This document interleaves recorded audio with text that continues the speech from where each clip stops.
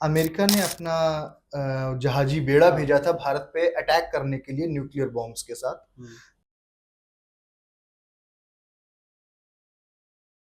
India तो एक बिल्कुल जैसे धर्मशाला बन गया है कि जिसका जब मन जिसका किया तो जब वहाँ मन चले करे आ जाओ। गए। चाइना क्या करता है, अपना कूड़ा माल जो है वो पाकिस्तान जैसी कंट्रीज को जो है भेज देता है। 61 की जंग के बाद 71 की जंग बहुत महत्वपूर्ण है। उसके बाद इमरजेंसी भी लगाई गई थी। पाकिस्तान के सैनिकों ने अपनी हैवानियत दिखाई थी। बांग्लादेशी हिंदू हो चाहे मुस्लिम हो, किसी की माँ बहन को नहीं छोड़ रहे थे। Hello and welcome back to आपकी खबर। आज हमारे साथ हैं हमारी कंपनी के सीईओ राजीव श्रीवास्तव जी, जिनको आपने अक्सर आपकी खबर राजनीति चैनल पर देखा होगा, जो राजनीति के अलग अलग मुद्दे लेकर आपके सामने आते रहते हैं। आज हम लोगों ने जो मुद्दा उठाया है वो है आफ्टर फ्रीडम फाइट, जो हम लोगों को इंडिपेंडेंस मिली है, तो उसके बाद क्या इतिहास रहा, भारत का क्या इतिहास रहा, भारत के राजनीति ने क्या उतार चढ़ाव लिए और कैसे क्या रहा। तो चलिए शुरू करते हैं।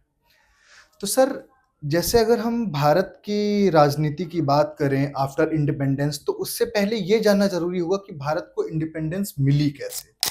तो सर, उसका सबसे ज़्यादा योगदान बोला जाता है गांधी जी का बहुत ज़्यादा योगदान रहा कि चरखे से उन्होंने आज़ादी दिलाई। तो कितनी हद तक ये बात सही है? देखिए, योगदान तो सभी का था, उसमें कंट्रीब्यूशन गांधी जी का भी था। ये नहीं कह सकते, बिल्कुल नकार नहीं सकते कि उनका कंट्रीब्यूशन नहीं था। जी, सभी का उसमें योगदान था। जी, लेकिन अगर इसकी बात कहते हैं कि चरखे चलाने से ही आज़ादी मिल गई, तो फिर ये थोड़ी-सी बात हजम नहीं होती जी, है। क्योंकि अंग्रेज जी, जिन्होंने पूरा कब्जा कर रखा था और वो इंडियंस को मारने में कोई कोताही नहीं बरतते नहीं थे। बरतते थे। तो यूनाइट भी सारे लोग थे, सब कुछ था। और अगर उनका आंदोलन जो चल रहा था यहाँ पे भारत में चल रहा था, तो उससे वो घबरा के कि चरखा चला रहे हैं या दांडी मार्च हो रहा जी, है, नमक जो है वो बनाया जा रहा है, तो उससे तो वो डरने वाले नहीं थे। जी, लेकिन इसके पीछे जो कारण थे, वो कारण सबसे बड़े यही थे जी। कि उसमें 2 विंग थी। एक विंग ऐसी थी जो गांधी जी की थी, असहयोग आंदोलन और ये सब सारी जिसको अहिंसावादी नरम चीजें। दल और गरम दल शायद हाँ, बोला नरम जाता दल गरम दल कहते है। जी, थे।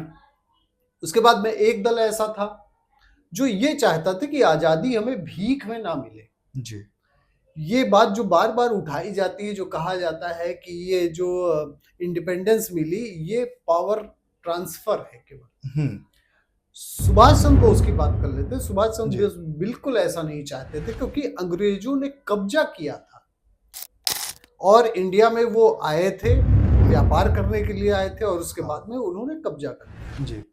तो अगर अंग्रेज़ों की बात जैसे आपने बताई व्यापार करने आए थे, तो ये शायद मुझे लगता है अकबर के टाइम पे पहले पहल हुई थी।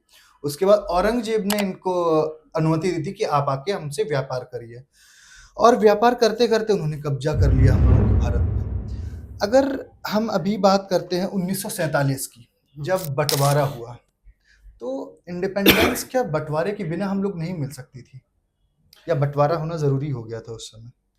चाहता तो कोई नहीं था। जी, मतलब अगर हम इनकी गांधी जी की भी बात करें और जितने यहाँ के जो सुभाष चंद्र बोस की जितने भी लीडर्स थे, ये बिल्कुल नहीं चाहते थे। जी, लेकिन इसमें जो चीजें थी, वो इंडियन मुस्लिम लीग जो था वो बिल्कुल चाहता था कि बंटवारा हो। आपने अभी ये सुना होगा कि टू नेशन थ्योरी की बात हाँ, आई थी। अभी आसिम मुनीर जो पाकिस्तान के आर्मी के चीफ है, जी, उन्होंने जी। टू नेशन थ्योरी की बात कही थी। हुँ, हुँ, और यही टू नेशन थ्योरी थी जिसके वजह से पार्टीशन हुआ।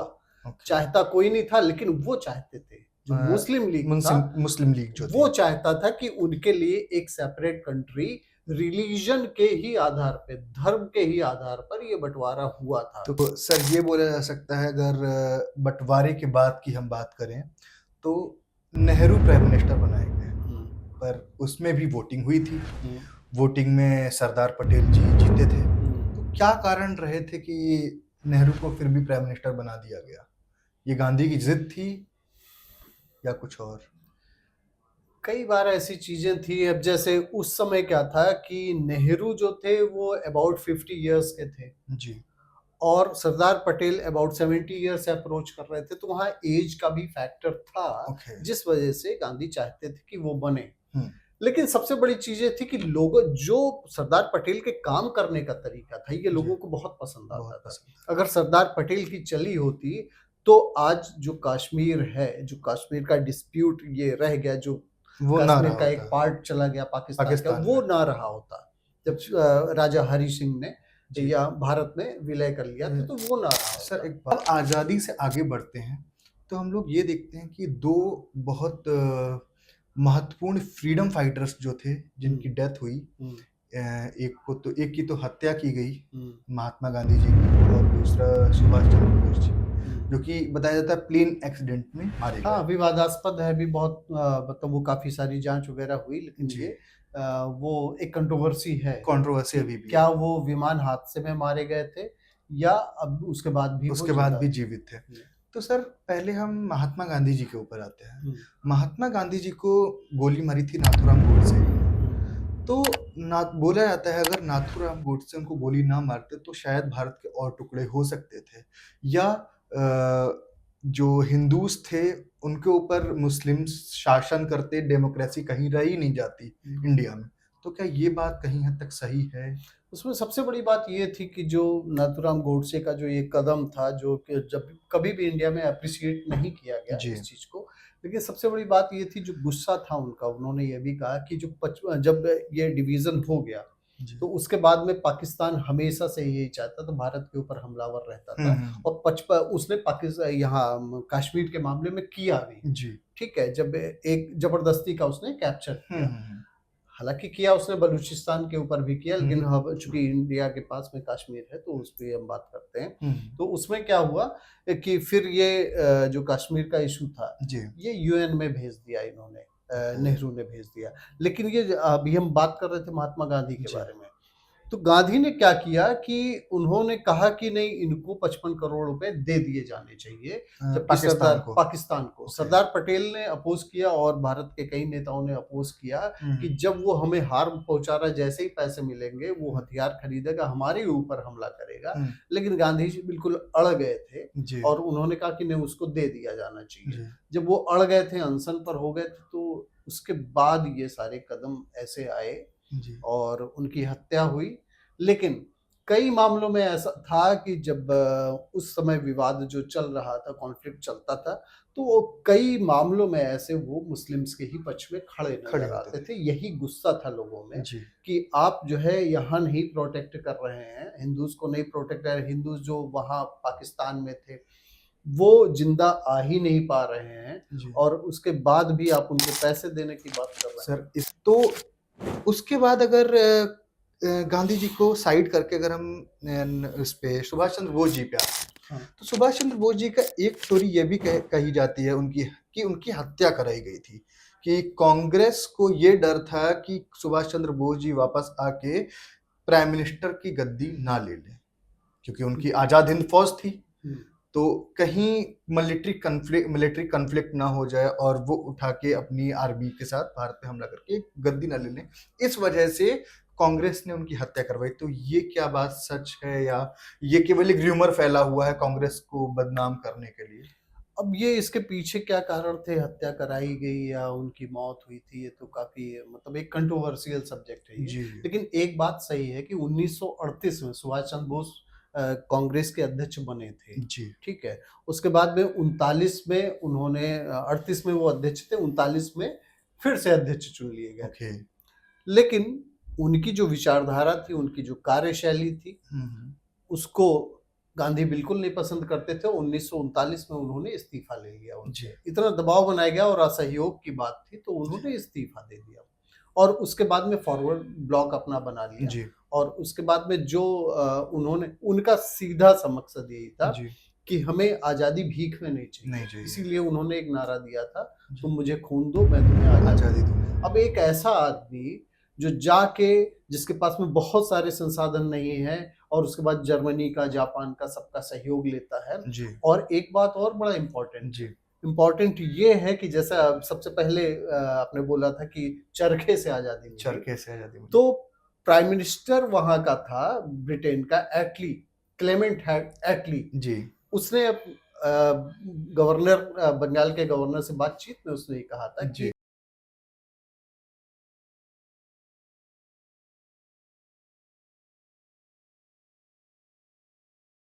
नेवी वॉर भी हो गया था, जितने खाली हो गए थे वर्ल्ड वॉर टू के बाद में, जितने जी। इंडियंस भी जो मिलियंस में थे जी, जी। और मोर देन 2 बिलियंस थे, जी। वो खाली हो गए थे और उनका पूरा का पूरा होल्ड जो था सुभाष चंद्र बोस का था। जी। और यही कारण था कि उसमें विद्रोह की भावना हो गई, जो ब्रिटिश के लिए काम करती थी, जो जी। इंडियन आर्मी थी ब्रिटिशर्स के लिए काम करती थी, वो सुभाष चंद्र बोस के संपर्क में आ गई। जी। और ये वाक़ई में ये सबसे बड़ा डर था कि एक तो अंग्रेज़ों ने इस बात को मेंशन किया कि जी। वो इस बात से डर गए, क्योंकि जो सेना थी उसमें सबसे बड़ी संख्या जो भारतीय लोगों की थी, वो विद्रोह की स्थिति में आ गए जी। और उनके ऊपर होल्ड इनका था, सुभाष चंद्र बोस ओके। का था। ये बात नेहरू और गांधी को बिल्कुल नहीं पसंद थी ओके। कि क्योंकि सिंगापुर में उन्होंने जब आज़ाद घोषित कर दिया भारत को, उसके जी। बाद में सहयोग माँगा, हाँ, हाँ। इन लोगों ने कोई सहयोग नहीं किया। गांधी जी और नेहरू ने। हाँ, इन लोगों ने कोई भी सहयोग नहीं किया और उसके बाद में जब इंडिपेंडेंस मिली, जी। आईएनए के लोगों के ऊपर मुकदमे किए गए और पब्लिक का जो सेंटिमेंट्स था, हुँ। उसके पहले ही जब वर्ल्ड वॉर हो गया था, जी। तो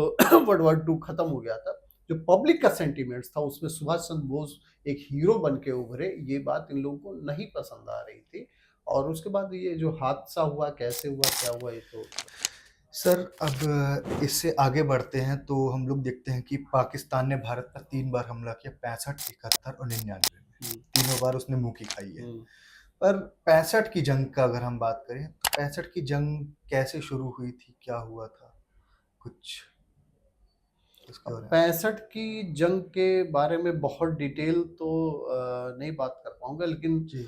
ये सबसे बड़ी चीज़ यही थी कि इसमें पाकिस्तान ने ही कोई भी जंग हुई हो, सब शुरुआत उसी ने किया है। जी, जी। क्योंकि उसके दिमाग में ये था और अभी भी जी। जो भारत में कई सारी ऐसी गतिविधियाँ चल रही हैं, क्योंकि पहलगाम अटैक हो गया। हाँ, जो लोग यहाँ रह गए हैं, उनके दिमाग में ये है कि किसी तरीके से हमें भारत में अपना जो यहाँ का मुस्लिम लीग था, जी, जी। उसने उसका मकसद यही सीधे था कि यहाँ भी शरिया कानून जो है जी। लागू कर दिया जाए। जी। तो उनका मकसद आज भी कई सारे ऐसे एसडीपीआई है, पीएफआई है, सिमी जी। है, ये सब सारे जो नेटवर्क है, ये हमेशा ये चाहते हैं कि भारत को अपने कंट्रोल में वो कर लें और अपने रूल्स रेगुलेशन ये सब सारी चीज़ें जी। उसको लागू करें। 65 में भी ऐसे ही युद्ध हुआ था, 71 का युद्ध हुआ, उसमें पाकिस्तान के 2 टुकड़े कर दिए गए। जी। तो इसी तरीके से पाकिस्तान हमेशा मुँह की खाता रहा है और पाकिस्तान और इंडिया दोनों साथ ही में आज़ाद हुए। जी। लेकिन आज इंडिया जो है वर्ल्ड की 4th largest largest economy economy. है और अभी इवन की डिफेंस के भी जो है, जैसे अभी ब्रह्मोस के ऑर्डर्स कई सारी कंट्रीज से जी। मिल चुके हैं। तो इंडिया कहाँ से कहाँ पहुँच गया और पाकिस्तान धीरे-धीरे गर्त में जा रहा है और उसके ऊपर कई बार सैंक्शन भी लग चुके हैं। ये ब्लैक लिस्ट भी ब्लैक करने। लिस्ट भी हो चुका है, पहले अभी नहीं है, जी। लेकिन हो चुका है। तो सर, अगर देखा जाए कांग्रेस से बीजेपी में जो शिफ्ट हुई है पार्टी, तो एक बार अटल बिहारी वाजपेयी के टाइम पे हुई थी, मुझे लगता है, और उसके बाद 2014 में हुई। तो जब बीजेपी को शासन चलाने के लिए गद्दी मिली थी, तब भारत की जो स्थिति थी और अब जो भारत की स्थिति है, कितने हद तक आप इम्प्रूवमेंट देखते हैं? नहीं, इम्प्रूवमेंट तो काफ़ी है, क्योंकि जिस समय ये बीजेपी ने सरकार सँभाली थी, तो उस समय की स्थितियाँ ये थी कि पूरे वर्ल्ड में मंदी का दौर था। उसके बाद में ग्लोबलाइज़ेशन के बाद में धीरे-धीरे स्थितियाँ उभरनी शुरू हुई थी। जी। लेकिन भारत के पास में अगर हम देखें तो बहुत ज़्यादा स्थितियाँ रेवेन्यू के मामले में, इकोनॉमी के मामले में बहुत ज़्यादा मजबूत स्थिति नहीं थी। जी। और उसके बाद में धीरे-धीरे जो है यहाँ इनवाइट करना और उसके बाद में वर्ल्ड ट्रेड को अपने जो है वो आगे बढ़ाना, जी। तो इससे करके हमने कही। और एक बड़ी अच्छी बात है, जी। सबसे अच्छी बात ये है कि हम जहाँ से ट्रेड करना चाहते हैं वहाँ से ट्रेड करते हैं, कोई दबाव नहीं, किसी का कोई दबाव अब इंडिया नहीं। अभी शायद भारत पे बोला भी, अमेरिका ने बोला था कि आप वहां से तेल मत खरीदिए, हाँ, कि अगर आप रूस से। तेल खरीदेंगे रशिया से। हाँ। बहुत देशों को मना कर दिया था, काफी देश मान गए थे कि नहीं, अमेरिका खिलाफ हो जाएगा। पर भारत दोनों को साथ लेके चलना चाह रहा है। तो क्या ये पॉसिबल है कि रशिया को भी साथ में लेके चले और अमेरिका को भी साथ में लेके, क्योंकि वो दोनों तो कट्टर दुश्मन है। सबसे बड़ी बात ये है कि भारत को कोई इग्नोर इसलिए नहीं कर पा रहा है क्योंकि मार्केट बहुत बड़ी है। अब जैसे ट्रम्प ने अगर भारत पाकिस्तान के बीच में वॉर अगर रुकवाने की बात कही, जी। उसको नकार दिया भारत ने, और जी, भारत अपनी शर्तों पे अब काम कर रहा है। दूसरा चीज़ ये है कि भारत का जो ट्रेड है वहाँ से वो कई गुना है, जो पाकिस्तान का ट्रेड है और जो इंडिया का ट्रेड है यूएस जी, के साथ में। तो यूएस भी ये देख रहा है कि हमें किसके साथ में जो है रेवेन्यू शेयरिंग कहाँ पे कितनी जी, अच्छी हो सकती है। तो सारे लोगों को अपने प्रोडक्ट बेच रहे हैं, इसलिए इंडिया जो है इसी में पावरफुल बना सर है। 2 पॉइंट्स मेरे छूट गए हैं जो कि 2014 से पहले के पॉइंट्स हैं। एक तो न्यूक्लियर बॉम्ब इंडिया में कैसे इजाद हुआ, कि मुझे लगता है अटल बिहारी वाजपेयी जी और दूसरा एपीजे अब्दुल कलाम जी, हुँ, इन दोनों का बहुत बड़ा कंट्रीब्यूशन रहा है हुँ, न्यूक्लियर बॉम्ब बनाने में। एक मूवी भी उसी पे निकली है। हुँ, तो क्या कैसे वो किस्सा क्या था, कैसे शुरू हुआ? क्योंकि अमेरिका हम लोगों पे सैटेलाइट से नज़र रखा हुआ था हुँ, कि अगर कुछ बनाया हुँ, तो हम उधर से हमला कर देंगे या हम कुछ कर देंगे।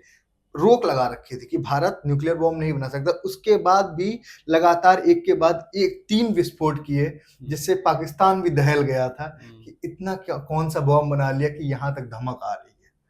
सबसे बड़ी चीज़ होती है विल पावर की। जी, और बड़ी मज़ेदार चीज़ ये हुई कि अमेरिका जो है पूरी नज़र रख रहा था जी, और वो बिल्कुल नहीं चाहता। और सबसे बड़ी चीज़ ये भी है कि सबसे ज़्यादा अगर एटॉमिक बम, न्यूक्लियर बम है किसी के पास में, जी, न्यूक्लियर पावर अगर सबसे ज़्यादा किसी के पास है तो जी, अमेरिका के पास है। जी, तो वो अपना तो मजबूत है लेकिन वो दूसरे को चाहता है कि जी, हम जो है किसी को और को ना बनाने दें। जी, तो ये सारी, लेकिन उसके बाद में अटल बिहारी वाजपेयी की सरकार में जी, इस चीज़ को किया गया और उसके बाद में सैंक्शन लगे। ये तो सरकार को पता ही होता है कि जी, सैंक्शन लगेंगे, हमें कैसे उससे जो है निपटना है, क्या जी। करना है, उसको पहले से तैयारी और हो जाती है। शायद पाकिस्तान को भी वही शय मिल गई थी कि भारत ने बनाया, अब हम भी बनाएँगे हुँ, न्यूक्लियर बॉम्ब। और उसके बाद 99 के युद्ध में अगर हम देखें, शायद कारगिल वॉर था, तो 99 के युद्ध में भारतीय सेना की विल पावर सर, कि उनके पास हाइट एडवांटेज थी हुँ, और भारत के पास उस टाइम पे भी रशिया की तोपें थी। हुँ, मुझे याद है कि हुँ, रशिया की तोपें थी, उससे ही वो गोली दागा करते थे। उसके बाद भी भारतीय सेना जीती। तो कहीं न कहीं पाकिस्तान के पास इक्विपमेंट्स नहीं है ऐसे जो भारत से लड़ पाएँ, या विल पावर ही नहीं है कि भारतीय सेना के सामने आके वो अपने घुटने टेक देते हैं। क्या कहा जा सकता पाकिस्तान के पास अपना कुछ भी नहीं है। है? उसके चाइना से पास उधार अभी लेता है। अभी हमने देखा कि जो वॉर हुई इंडिया पाकिस्तान के बीच में, जी, सब कुछ चाइनीज़ था उनके पास में और वो कहीं इंडिया के आगे टिक ही नहीं टिक ही पाया। नहीं पा रहा था। तो जब जो है चाइना क्या करता है, अपना कूड़ा माल जो है वो पाकिस्तान जैसी कंट्रीज़ को जो है भेज देता है। जी, पाकिस्तान ने इतने दिनों में स्किल इम्प्रूवमेंट किया ही नहीं, उनके यहाँ से कोई इंजीनियर्स नहीं निकल पा रहे हैं। तो ये सब सारी चीज़ें इसीलिए वो डिफीट खाता रहता है, क्योंकि उनकी जो आर्मी है वो हर चीज़ में पार्टिसिपेट करती है। जी। बिज़नेस भी वो करती है, पॉलिटिक्स में भी आती है, सब कुछ करती है। जैसे हम बात करें 65, 71, 99 के युद्ध के बाद पाकिस्तान ने डायरेक्ट अटैक करना बंद कर दिया था, पर सीज़फायर का उल्लंघन प्लस टेरर अटैक इतने हुए हैं भारत में। टेरर अटैक, पहलगाम का अटैक ले लीजिए, या आप ताज में जो अटैक हुआ था मुंबई में वो देख लीजिए, या अभी भारतीय सेना की बस के ऊपर नाम क्या था, मैं नाम भूल रहा हूँ, 2019 में जो हाँ, अटैक किया हाँ। गया था उरी। वो, उरी अटैक। हुँ। तो उरी द सर्जिकल स्ट्राइक वो तो भारत ने की थी, पर उससे पहले जो हम लोगों के ऊपर हाँ, उसके अटैक किया पहले गया वो था, हुआ था। तो पाकिस्तान कहीं न कहीं आतंकवाद का आतंकवाद की शय लेके आतंकवाद को आगे करके भारत को कमज़ोर करना चाहता है। और कहीं हद तक वो बहुत ज़्यादा नुकसान भी कभी-कभी पहुँचा देता है। चाहे आप पहलगाम के अटैक में देख लीजिए, चाहे आप मुंबई अटैक में देख लीजिए। तो क्या लगता है कि अब 1999 के युद्ध के बाद पाकिस्तानी आर्मी डर खौफ में बैठ गई है कि हम डायरेक्ट अटैक नहीं कर सकते, हम टेरर अटैक कराएँगे अब भारत एक्चुअली वहाँ पे जो लोग पल रहे हैं, हाफ़िज़ सईद जैसे लोग जो पल रहे हैं, में? वही सरकार चला रहे हैं। तो अगर उनको पालना छोड़ देगी तो वही लोग प्रोटेक्ट करते हैं उनको। जी, तो वहाँ की आर्मी जो है, वो आर्मी का चीफ जो बनता है वो उन्हीं लोगों के बल पे बनता है, और सरकार भी जो बनती है उन्हें जबकि जी, टेररिस्ट अटैक में उन्हीं की प्राइम मिनिस्टर बेनज़ीर भुट्टो भी मारी गई। जी, और लेकिन पाकिस्तान का जो कल्चर है उसकी नींव ही इसी तरीके से पड़ी हुई थी। जी, तो इस वजह से पाकिस्तान अभी भी अगर वो कर्ज ना ले जी, तो उसकी सरकार ही नहीं चल सकती है। लेकिन भारत की स्थितियाँ बहुत बेहतर हैं, यहाँ से लोग निकल रहे हैं, कितने अच्छे-अच्छे यहाँ के कॉलेजेस हैं, सब कुछ जी, है। जी, और जो है अब सबसे अच्छी बात है कि यहाँ के एजुकेशनल उसमें जो है यहाँ टॉप 10 में भी आ गया है इंडिया। इंडिया। जी। जैसे कि अब बीजेपी गवर्नमेंट है, तो बीजेपी गवर्नमेंट की अगर बात करें तो prime minister mister Narendra Modi ji बहुत ही एक अच्छे नेतृत्व करने के लिए कह सकते हैं कैपेबल हैं। बट अगर हम इंदिरा गांधी जी से कंपेयर करें तो अभी बोला जा रहा है कि अमेरिका के दबाव में आके पहलगाम के बाद जो ऑपरेशन सिंदूर था वो रोक दिया गया। पर इंदिरा गांधी जी ने अमेरिका के दबाव में नहीं आई थी, उन्होंने जो करना था उन्होंने किया। तो ये काफी ये बात कहाँ किस हद तक सही है कि ये भारत ने क्या अमेरिका के दबाव में आ गया, पीएम मोदी अमेरिका के दबाव में आके ये रोका, या इसके पीछे कोई और रीजन ऐसा है कि ये तो कई बार स्थितियां साफ की जा चुकी हैं है? जी। इस समय वर्तमान की स्थिति में कि यहाँ के जो विदेश मंत्री हैं उन्होंने भी एस साफ कर जयशंकर दिया जी। है कि ऐसा कुछ भी नहीं था। और भारत ने जो है, क्योंकि सबसे ज़्यादा खुशी उसको थी, पाकिस्तान को थी हम्म। कि जब ये, क्योंकि भारत ने उनके एयर बेसिस को तबाह किया जी। और ये सब सारी चीज़ें उनके लोग ही कहते हैं, पाकिस्तान के ही लोग कहते हैं। तो भारत तो अमेरिका के दबाव में बिल्कुल नहीं आने वाला। अब हम आ जाते हैं इंदिरा गांधी पे। जी। अब इंदिरा गांधी पे हम ये आ जाते हैं कि 1971 के बाद में ये कहा जाता है कि 93 जब भारत 93,000 93,000 सैनिकों ने उनके आत्मसमर्पण समर्पण कर दिया दिया। और उसके बाद जब एक ट्रीटी हुई तो उसमें जो है वापस उनको कर दिया गया। लेकिन यह भी कहा जाता है कि 90 से ज़्यादा हमारे जो सैनिक और ऑफिसर थे वो पाकिस्तान की कैद में रह गए और कई बार सवाल उठते हैं कि उनको वापस लिया नहीं जा लाया सकता जा था। सका। लिया जा और सकता था हाँ, पर। लिया जा सकता था, उसके बारे में नहीं बात। तो ये सवाल आता है बार बार, ये जो मैंने देखा हुआ है। जी। और दूसरा यह भी है कि क्या उस समय इंदिरा गांधी दबाव में आके की थी। असलियत ये है कि भारत जीत चुकी थी, तो इंदिरा गांधी ने एक बहुत ही स्मार्टली एक मूव करते हुए और उस समय डिसीजन अगर ना ले लिया होता और पाकिस्तान जब सरेंडर कर चुका था तो जी। उसके बाद में चाहती तो पूरा एरिया भी कैप्चर हो जाता, ले सकती थी। ले सकती थी। जी। लेकिन उस समय तक जो 7वां बेड़ा है जी। अमेरिका का, जी। वो जंगी बेड़ा जो था वो पहुंच चुका था। अगर इंदिरा गांधी ये मूव ना करती, जो मैंने पढ़ा हुआ है, जी। तो उसके बाद में अमेरिका स्ट्राइक कर देता भारत और पर अटैक कर भारत देता। के लिए स्थितियां खराब हो जाती। सर, तो अगर ये स्मार्टली मूव था। अगर अगर अटैक कर देता भारत पे तो इंडिया एक युद्ध में तो पहले से ही था, तो रशिया भी युद्ध में उतर जाता। तो क्या भारत को स्मार्टली मूव कहेंगे या एक दबाव कहेंगे, क्योंकि भारत के पास भी तो पावर थी, रशिया की पावर थी। तो रशिया का जब साथ था तो भारत को डरने की क्या बात थी? नहीं, ये भारत में एक बड़ी अच्छी बात है कि भारत हमेशा अपने बल पर लड़ाई लड़ता है। ओके। उसको ये पता है कि हमारी स्ट्रेंथ के कभी भी जो भी युद्ध हुआ जी। तो भारत ने, ठीक है, किसी का सहयोग लिया, जब बड़े पावर से लड़ाई होगी तो सहयोग, लेकिन उसी पर डिपेंड नहीं होता है। जी। तो उस समय का जो डिसीजन था ये भी गलत नहीं था, क्योंकि उस समय की जरूरत ये थी। आज हम कह सकते हैं कि हाँ ठीक है, सारे युद्ध हमने जीते, तो उस समय वो सही था। आज की तारीख में जो सवाल ये उठाए जाते हैं कि जब भारत जीत ही रहा था तो हमेशा के लिए पीओके का लफड़ा खत्म कर देते हैं। लेकिन अब ये अचानक जो रोका गया है, तो ये सवाल तो उठते हैं कि भाई जब हम जीते हुए थे तो उसके बाद में फिर ये स्टेप क्यों लिया गया। लेकिन उसके बारे में भी स्थितियां साफ कर दी जाती कि उनके दबाव में नहीं लिया गया, उनके डीजीएमओ ने, पाकिस्तान के डीजीएमओ ने जी। बात की, उसके बाद में फिर ये जब कश्मीर की हम लोग बात करते हैं तो कश्मीर में एक बहुत बड़ा मुद्दा उठ के आता है, कश्मीरी पंडित कि मार के भगाया गया, काट के भगाया गया। तो वो भी एक बहुत दर्दनाक किस्सा है।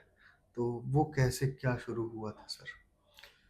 कश्मीरी जो हिंदू थे उनका जो एक्सोडस हुआ उस समय, उस पे द कश्मीर फाइल्स मूवी भी बनी, तब बनी है। लोगों को और भी सच्चाइयाँ पता चली, क्योंकि उस समय मीडिया बहुत ज़्यादा एक्टिव नहीं रहता था 1990 के आसपास। तो ये सारी चीज़ें नहीं आई थी। और ये जो आज की तारीख में ये आरोप लगाया जाता है गोदी मीडिया, मीडिया कहीं ना कहीं हमेशा से दबाव में रही है, चाहे जिसकी सरकार रही हो। जी। कुछ बैनर्स ऐसे रहे जो बिल्कुल नहीं दबाव में रहे हैं। तो ये जो पलायन करना पड़ा, वहाँ के लोगों को छोड़ना पड़ा। कश्मीर जो है कश्यप ऋषि की धरती, वहाँ सारे राजा हिंदू जी वहाँ की पब्लिक हिंदू, लेकिन उसके बाद में जो मास कन्वर्जन जो कराया गया वहाँ मैक्सिमम, फिर बौद्ध आ गए थे, बौद्धों का जो कन्वर्जन कराया गया वो इस्लाम में कन्वर्टेड हुए। और फिर उसके बाद में जो वहाँ के हिंदूज थे वो बहुत पढ़े लिखे थे, बड़ी रिच फैमिली हुआ करती थी कश्मीर से। कश्मीर में। जी लेकिन वो अपने पढ़ाई लिखाई इन सब सारी चीजों पे ध्यान है, लेकिन जो ये अंदर अंदर चल रहा था पूरा, जो साजिश चल रही थी, एक ही दिन में ये सारी चीजें करना, ये केवल कश्मीर की ही बात नहीं है। जी वेस्ट बंगाल में हम देख लें, केरल में हम देख लें, हर जगह स्थितियां, यूपी में अभी कितना द धर्मांतरण केरला का जो फाइल्स उसी मामला, पे बनी है। हाँ, यूपी में अभी कितना बड़ा नेटवर्क पकड़ा गया। तो जी ये जो यहाँ इंडिया में पीएफआई और एसडीपीआई, सिमी, ये सब सारे कर रही है, उनका पूरा क्लियर है, उनको जी फॉरेन से फंडिंग होती है। कश्मीर में भी जो अभी फंडिंग का जो वो एक्सपोज हुआ था, उसमें 40 इस्लामिक कंट्रीज से जो है उनको पैसे मिल रहे थे। तो भारत इस पे रोक नहीं लगा सकता क्या? भारत ने जो पहले हवाला पे तो अभी मुझे नहीं लगता कि रोक लगेगी, लेकिन जो बैंक ट्रांजैक्शन के थ्रू पैसा एनजीओज में आता था जी और उस सब पे रोक लगी हुई है। लेकिन अब उसका दूसरा रास्ता इन लोगों ने कर दिया। नेपाल इनके लिए सबसे सेफ होता है, जितने भी यहाँ पे इस टाइप के ऑर्गेनाइजेशन है उनके लिए। अभी धर्मांतरण वाला जो हुआ, नेपाल बॉर्डर पे ही सारी चीजें क्यों पाई जाती है, क्योंकि उनके लिए सबसे सेफ प्लेस होता है नेपाल। सर, जैसे कि अब बोला जा रहा है कि नेपाल बहुत सेफ प्लेस है, आतंकवाद को भी भारत में लाने के लिए बहुत सेफ प्लेस है। पर मैं देखता हूँ अगर नेपाल बॉर्डर की बात करें तो बहुत उतनी सिक्योरिटी नहीं है जितनी सिक्योरिटी पाकिस्तान या चाइना के बॉर्डर पे भारत ने कर रखी है। तो क्या उतनी सिक्योरिटी करनी चाहिए नेपाल के बॉर्डर पे? नेपाल जो बॉर्डर है, इंडिया और नेपाल का बॉर्डर यूपी से लगता है, तो उतनी सिक्योरिटी अगर कर दी जाए तो शायद पाकिस्तान से। अब सबसे बड़ी चीज ये होती है ना कि इंडिया नेपाल में ऐसे बिना कोई पासपोर्ट वीजा के जाता है तो जी खाली चेकिंग होती है, और पूरा बॉर्डर पे कहीं फेंसिंग तो है नहीं, कौन क्या तो वो लेके जा चीज़ रहा लगानी चाहिए आई है, थिंक। तो कहाँ से कौन सा नेटवर्क संचालित कर रहा है। जब भारत पे अटैक हो रहे हैं, भारत के बिल्कुल ये करनी चीजें चाहिए, क्योंकि ये जो खतरनाक चीजें चल रही हैं उसमें नेपाल का बहुत बड़ा बहुत योगदान बड़ा योगदान है। हालांकि नेपाली गवर्नमेंट को हम लोग दोष नहीं दे सकते, बट कहीं ना कहीं उनके बिना जान में ये चीजें हो रही हैं। है। नहीं, या ऐसा गवर्नमेंट का किसी हाथ के तो है ऊपर हम वहाँ पे। डिपेंड ही क्यों न रहे। भाई सीधे सीधी बात है कि हमें अपने उस पर जो हमारी आईबी है, हमारे इंटेलिजेंस है, जी सब जी। कुछ उसको मजबूत करना होगा। चलिए, तो यहीं पे समाप्त करते हैं अपना पॉडकास्ट, काफ़ी लंबा चल गया। एंड हमारे साथ जुड़े रहिए आप सभी लोग। थैंक यू सो मच अभी भी हमारे साथ जुड़ने के लिए, और देखते रहिए आपकी खबर। और ऐसे पॉडकास्ट और भी आते रहेंगे, राजनीति से रिलेटेड, टैलेंट से रिलेटेड, नए नए टैलेंट आते रहेंगे। Thank you and so much.